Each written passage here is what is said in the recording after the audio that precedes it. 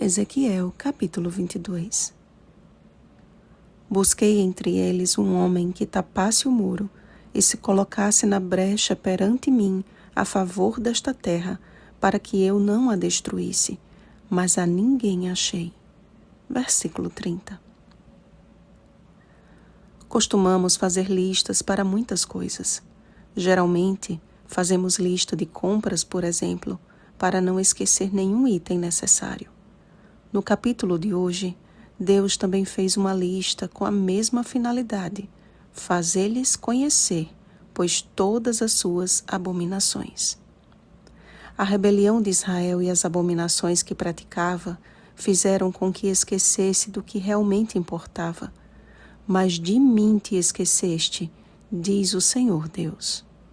A apostasia da nação eleita foi a razão de sua própria ruína. Em sua lista de abominações, era o motivo pelo qual a apostasia havia se instalado: a desobediência aos mandamentos de Deus. Acompanhem comigo. Primeiro, idolatria. Quebra do primeiro e do segundo mandamentos. Êxodo capítulo 20, versículos 3 ao 6. Segundo, infamação ao nome de Deus. Quebra do terceiro mandamento. Êxodo capítulo 20, versículo 7. Terceiro, profanação do sábado do Senhor. Quebra do quarto mandamento. Êxodo capítulo 20, versículos 8 ao 11. Quarto, desprezo pelo pai e pela mãe. Quebra do quinto mandamento. Êxodo capítulo 20, versículo 12. Quinto, derramamento de sangue. Quebra do sexto mandamento. Êxodo capítulo 20, versículo 13. Sexto, imoralidade sexual. Quebra do sétimo mandamento. Êxodo capítulo 20, versículo 14. Sétimo, exploração por extorsão.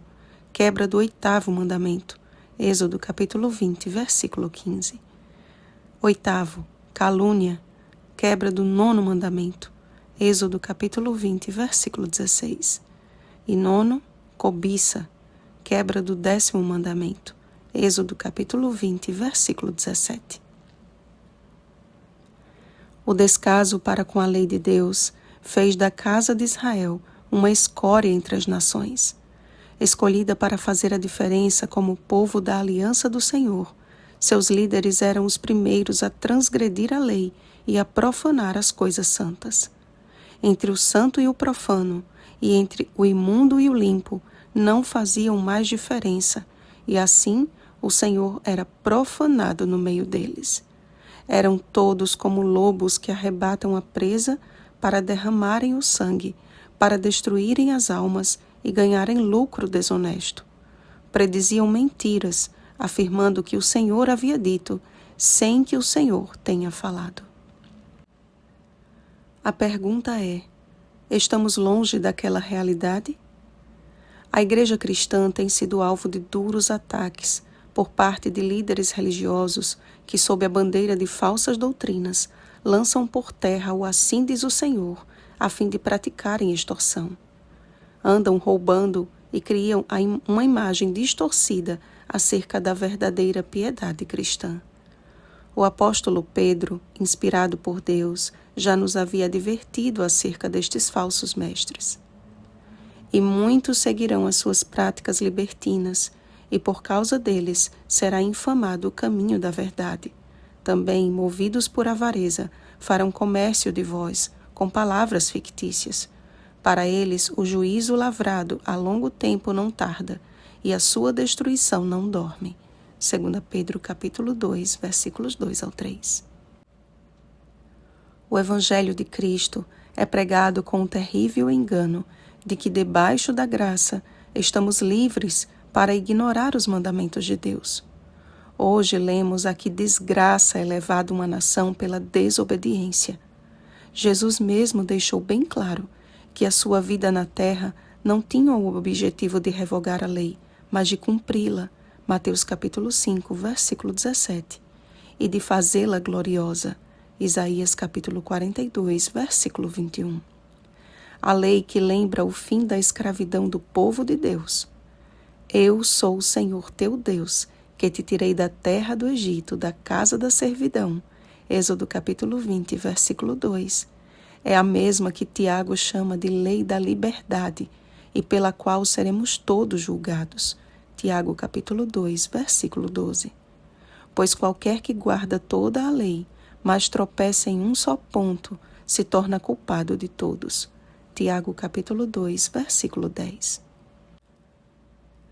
A maravilhosa graça de Jesus nos liberta do pecado e nos habilita a obedecer aos seus mandamentos por amor, pois todo aquele que é nascido de Deus não vive na prática do pecado. 1 João capítulo 3, versículo 9. E o que é o pecado, amados? O pecado é a transgressão da lei. 1 João capítulo 3, versículo 4. Quando entregamos íntegra e sinceramente o nosso coração a Jesus, Ele perdoa os nossos pecados, olha para nós com olhar de compaixão e nos dá a seguinte ordem: vai e não peques mais. João capítulo 8, versículo 11.